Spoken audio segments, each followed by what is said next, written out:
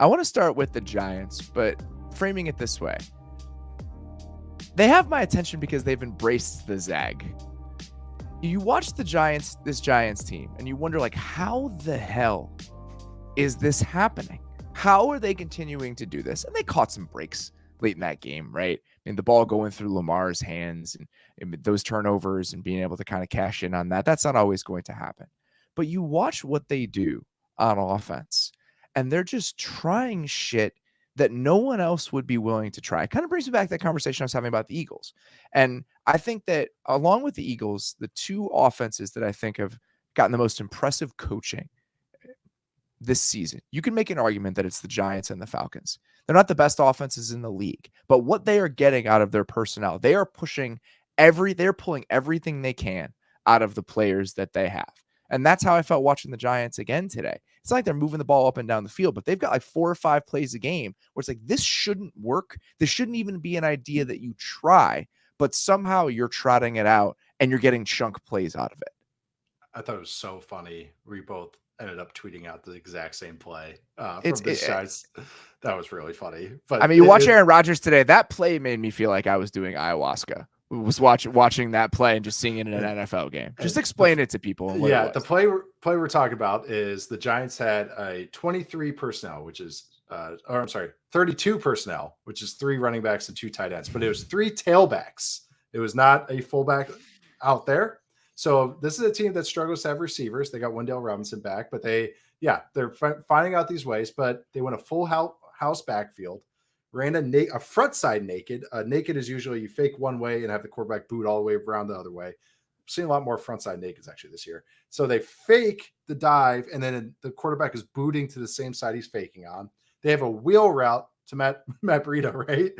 Yes. So a wheel route to Breida with Barkley coming into the flat underneath them, just a traditional naked concept. Actually, not really, with a wheel route. And Daniel Jones hits a wheel route to him out of this 32 pony personnel, double pony personnel that the Giants got into. There's another one, the Bellinger TD down in the red zone. They were in 14 personnel with four tight ends and 1 running back in the game, and they ran a bootleg in that. And again, just like our conversation about like the Bills and putting themselves in good position and using different schematic twists, putting 12 personnel on the field, they were forcing the Ravens. The Ravens have struggled with depth this year. There are tons of injuries on defense once again with D-line and linebacker depth. They were forcing them to say, hey, put those backups on the field. Put as many backups as you have on the field because we're going to get these guys and we have a better play than you have on defense. And it works. It's knowing your personnel. That is what coaching comes down to, especially in the NFL, is knowing your personnel and putting them in positions, and the Giants do it constantly.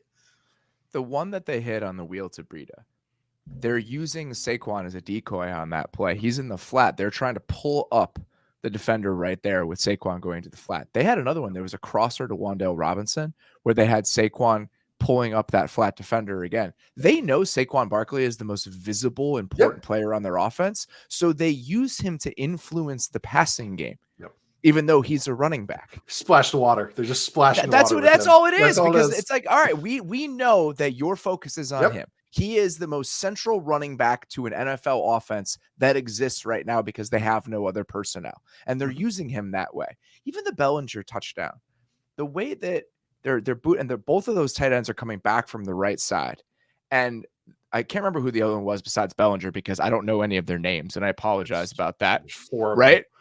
Yes.